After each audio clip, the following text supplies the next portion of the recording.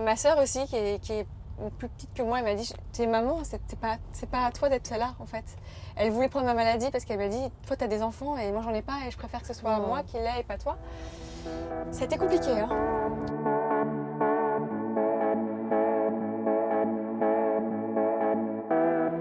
Bienvenue dans la voiture envoyée spéciale. On attache nos ceintures. On est parti. Si on est venu vous chercher ici, gare Saint-Lazare, c'est que toutes les 3 semaines, vous arrivez de Normandie, ici, à la gare Saint-Lazare, et vous partez à l'hôpital de la Salpêtrière. Exactement. Vous, dans la vie, vous êtes influenceuse. Je crois que sur les réseaux, on vous appelle Brunette, c'est ça? Émilie Brunette. Émilie Ouais, Brunette. exactement. Vous avez aussi une chaîne de podcast. Oui. Mais alors, il y a un an, il vous est arrivé quelque chose d'assez terrible. Racontez-nous ce qui s'est passé. En fait, j'ai eu une petite fille il y a 2 ans bientôt. Et 3 mois après, j'ai commencé à avoir une douleur au sein. Et en fait, ce qui s'est passé, c'est que j'ai eu des mauvais diagnostics pendant des mois. On m'a dit que c'était une déchirure musculaire. Et il y a un an, j'ai appris que c'était un cancer du sein triple négatif. Qu'est-ce que ça veut dire triple négatif? C'est un cancer qui ne répond pas en fait à aucun marqueur au niveau du sein. Donc du coup, il est négatif à tout. Et c'est un cancer du sein qui touche chaque année 15% de jeunes femmes qui sont concernées par le cancer du sein. Donc il touche 9000 femmes par an. Oui, donc en c'est France. beaucoup quand même. Oui, c'est beaucoup. Et on est très souvent moins de 40 ans. On a très souvent moins de 40 ans. Alors pour le triple négatif, on apprend que le taux de récidive il est de 30% dans les 3 premières années. Que c'est un cancer qui peut mal se guérir parce qu'il ne répond pas toujours au traitement en cours, qu'il n'y a pas de traitement novateur. Là, ça commence à arriver, mais quand j'ai commencé, moi, il n'y avait rien d'exceptionnel. Et que, en fait, il nous donne le traitement classique et il voit si ça passe ou si ça passe pas. Donc c'était un peu difficile ça, quand j'ai fait les recherches et que je me suis dit, mais en fait, il n'y a pas de traitement adapté, quoi. C'est un traitement qui vaut pour les autres cancers du sein. Parce que quand on annonce qu'on a un cancer du sein, on nous dit, ah, mais ça se guérit bien. J'étais là, mais à quel moment ça se guérit bien en fait? Il y a 12 000 femmes qui en meurent par an, c'est pas rien. C'était une claque ça aussi, de te rendre compte de ça. Qu'est-ce qui se passe dans votre vie, Émilie, au moment où vous apprenez ça, au moment où on vous dit vous avez un cancer triple négatif? C'est une déflagration. Je pense que quand on apprend ça, on s'imagine, moi je m'imaginais morte, vraiment. Je m'imaginais que ma petite fille qui venait juste d'avoir 1 an la veille du début de la mammographie, je m'imaginais que je la verrais pas grandir en fait. Et que mon fils qui avait à peine 3 ans, j'étais mais c'est pas possible, je peux pas leur imposer ça. J'étais au fond du trou parce qu'on s'imagine pas du tout, on tombe de très haut. Hein. C'est un bouleversement immense dans une vie d'une femme parce qu'on a la trentaine, on est au moment où on est au sommet de notre carrière, on sait ce qu'on veut, on sait où on va. C'est les belles années quoi. C'est les belles années, voilà. C'était vraiment, mon monde s'est écroulé ce jour-là. Comment ça se passe, les traitements, tout ça? Qu'est-ce qui a été difficile?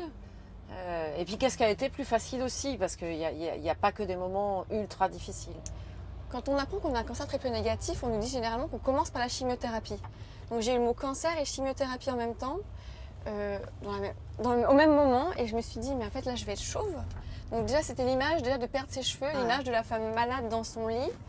C'est fou parce que c'est cette image-là souvent qui frappe en premier alors que c'est pas forcément le plus grave. Non, exactement en fait, mais je pense que c'est la perte d'identité. C'est le fait qu'on perd tous ses moyens, qu'on ne ressemble plus à qui on était. C'est la perte d'identité qui est difficile, je pense, à vivre pour toutes les personnes qui sont malades. La deuxième chose, c'était donc la chimiothérapie dans le sens où le médicament, on va me donner quelque chose dans mon corps. Et puis après, c'était aussi la mastectomie, que j'étais pas prête. Mastectomie, ça veut dire qu'on vous enlève le sein. Exactement. Et ça, moi, j'adorais ma poitrine, donc j'étais mais en fait, c'est pas possible. Et enfin, tout a été tellement bouleversant. Puis après, on se dit, mais on n'a pas le choix, en fait. On n'a pas le choix, il faut qu'on fonce. C'est ça, ou sinon on risque la mort. Donc on choisit évidemment la vie, même si c'est une vie pleine d'épreuves. C'est une vie pleine d'épreuves, c'est une vie où on se rencontre, je pense. On se rencontre. On se rencontre, ouais. On découvre qu'on a une force en nous à laquelle on n'imaginait pas. C'est que moi au début, je me suis dit, mais moi je ne vais pas avoir la force de me battre contre ça. J'ai pas la force au début, on pleure de toutes ces larmes, on se dit, mais c'est pas possible, je suis pas prête pour ça. Je suis pas prête. Non, on n'est pas prête, on n'est pas prêt. Sincèrement, je n'étais pas prête du tout. Et malgré tout, si, en fait. Parce qu'en fait, le corps, il est fort quand même là-dessus. C'est que le mental joue beaucoup. On a beau être au fond du trou, on a beau se relever finalement derrière et se dire que la vie, elle continue. En fait, c'est ça, c'est dire que la vie continue quand même. qu'elle s'arrête pas là. Et malgré tout, il y a cet instinct de combat, il y a cet instinct de vie qui est là, et parce qu'il y a vos enfants aussi. Oui. Ils sont tout petits, à l'époque ils ont 3 ans et 1 an, aujourd'hui ils en ont 2 et 4. Et ces enfants-là, en fait, très vite, vous leur parlez. Vous décidez de leur parler. J'étais obligée parce que j'ai une amie qui avait vécu le cancer par ses parents et elle a appris très tard que sa maman avait un cancer. Et elle m'a dit que c'était un tel choc qu'on ne me l'ait pas dit, que ça l'avait perturbée et je me suis dit, les enfants ils comprennent tout. Donc j'en ai parlé à mes enfants parce qu'en fait je leur ai pas dit le premier soir et ils se sont mis à faire des insomnies. Et là je me suis dit en fait c'est pas possible. Donc quand je me suis montée voir ma fille dans les bras, je lui ai chuchoté à l'oreille que j'étais malade, oui. Mais que j'allais guérir parce qu'il fallait que je la voir grandir. Et je lui C'est un chuchotais joli message ça. Oui, hein. bah oui parce qu'elle n'avait pas le choix et elle s'est endormie. Et juste ça c'était super et depuis ça va beaucoup mieux. Mais c'est vrai qu'il y a de la lecture aussi, l'appréhension parce que mon fils avait 3 ans. Il savait que j'avais une petite boule dans le sein qui me faisait mal. Mais il savait, puis j'ai pas envie de lui dire, voilà maman, ce que c'est le mot cancer. Je lui dis ce que c'est un cancer, mais je ne lui explique pas ce que c'est qu'un cancer. Je lui dis que je vais guérir, on va me l'enlever, que je vais guérir, que je vais être chauve. Mais que maman, voilà, c'est pour guérir qu'elle fait tout ça. Émilie, comment ont réagi vos proches, votre famille, votre maman par exemple, quand vous avez appris tout ça? Ma mère était effondrée. Elle m'a dit, je préférais que ce soit moi qui sois malade. Ouais, oui. Et C'est plus dans l'ordre des choses. Oui, exactement. Et Même si on l'accepte oui, pas non non, plus. non. Hein. Mais ma sœur aussi, qui est plus petite que moi, elle m'a dit, t'es maman, c'est pas à toi d'être là en fait. Elle voulait prendre ma maladie parce qu'elle m'a dit, toi t'as des enfants et moi j'en ai pas et je préfère que ce soit moi qui l'ai et pas toi. Ça a été compliqué, hein, parce que tout le monde a réagi à sa manière. Je pense que c'était vraiment compliqué, même pour mon conjoint, il s'en est pas trop rendu compte.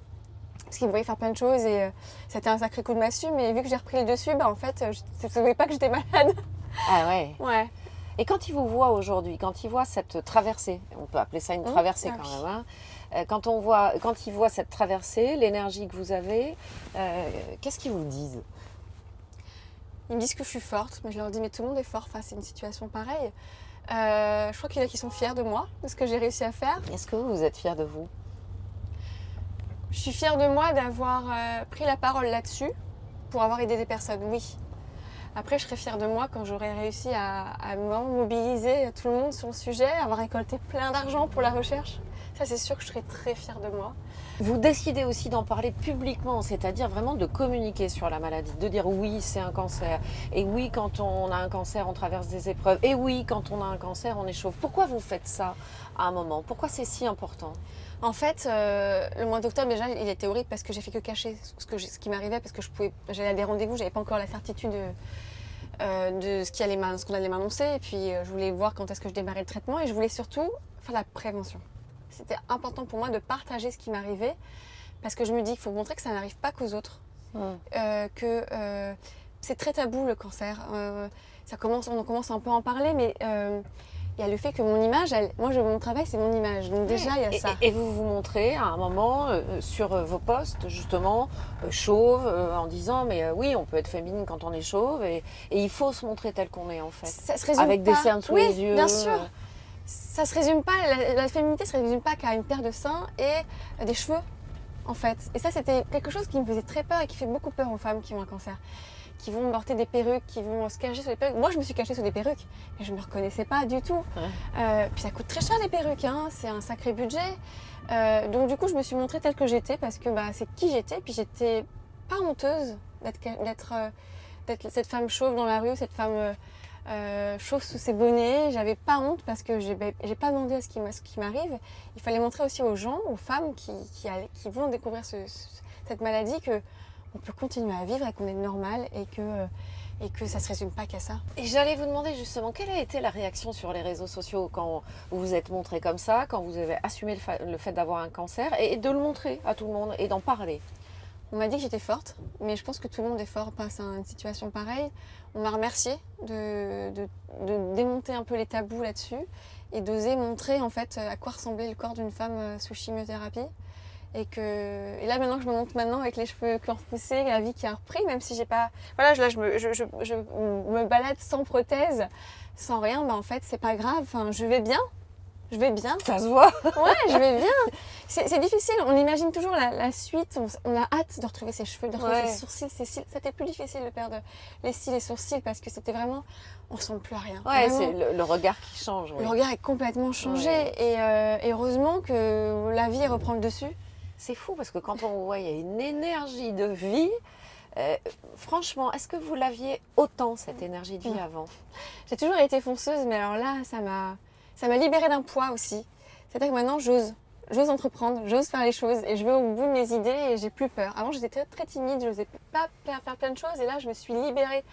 Je n'ai pas envie de donner du crédit au cancer parce qu'il m'a pris beaucoup de choses, mais la vie, en fait, a repris le dessus. Et la vie, elle est tellement précieuse. Quand on est en bonne santé, on ne se rend pas compte de la chance qu'on a d'être en bonne santé. Moi, je ne me rendais pas compte. Et c'est vrai qu'aujourd'hui, je me dis, faut que je sois là pour voir mes enfants aller à l'école. Ma petite fille, je veux qu'elle fasse sa rentrée l'année prochaine. Il est hors des questions que je ne sois pas là. Je veux les voir grandir, je veux les voir se marier, je veux les mettre grand-mère. Mais c'est vrai, je veux être grand-mère comme mes grands-mères sont là. Et moi, je veux être là en fait. Il n'y a pas le choix, j'ai pas le choix, il faut que je sois là. En tout cas, si vous transmettez ça aux autres, chapeau, hein, parce que c'est pas une chimiothérapie, c'est pas de la radiothérapie, mais c'est une énergie de vie incroyable. Je crois que c'est ça le message que vous avez envie de faire passer en fait. C'est que c'est difficile, hein, une chimiothérapie, on est tous différents. Il y a des femmes qui me disent comment tu fais, je suis au fond du trou. Je dis mais moi j'étais au fond du trou aussi quand tu vivais cette chimiothérapie qui était difficile. Mais en fait j'ai continué à travailler parce que je suis à mon compte et que j'avais pas le choix. Et ça m'a fait un bien fou. Je pense qu'il faut s'occuper l'esprit. Faire une activité autre, s'ouvrir aux autres, faire quelque chose qu'on a toujours rêvé de faire, il faut le faire. Alors vous montrez votre image, mais pas que, parce qu'en fait si vous faites tout ça, c'est aussi pour sensibiliser les jeunes femmes au dépistage. Parce que objectivement, dans la tête de tout le monde, le cancer du sein, c'est à partir de 40, mais plutôt même 50 ans. C'est sûr, moi je pensais pas, j'ai aucun antécédent familial. Je faisais du sport, je ne fume pas, je mange bio et on ne comprend pas, voilà, ça touche vraiment tout le monde. Moi j'en connais plein qui ont la vingtaine, la trentaine et qui viennent d'être mamans, qui sont enceintes et en fait ça touche vraiment tout le monde. Je pense qu'il faut vraiment qu'on apprenne même dès le collège, dès la puberté, les premiers signes pour s'autopalper. Parce que c'est quelque chose qui ne rentre pas. Moi, je connais plein de femmes qui ne le savent pas, qui ne savent pas comment faire. Même moi, je ne savais pas faire. C'est-à-dire que même moi, aujourd'hui... Je pense que la plupart des femmes, non, très franchement.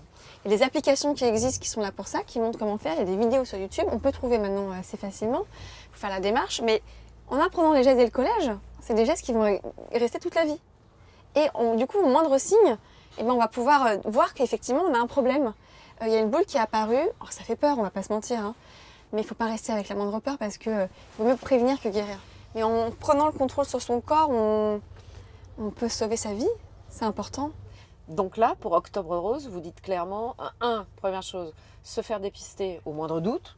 2, si vous en avez les moyens, aider la recherche. Oui. En plus, c'est déduit des impôts, donc c'est intéressant aussi. Il faut le donner les bons arguments. Soyons pragmatiques.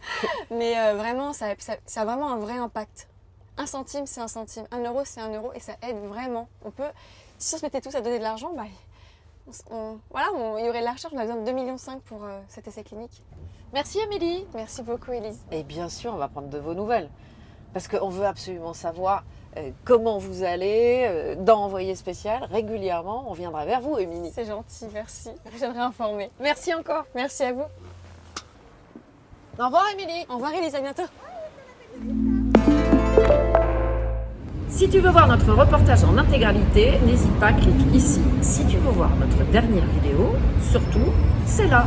Enfin, si tu aimes Envoyé spécial, n'hésite pas à t'abonner et activer la cloche. C'est là que tu recevras toutes nos vidéos.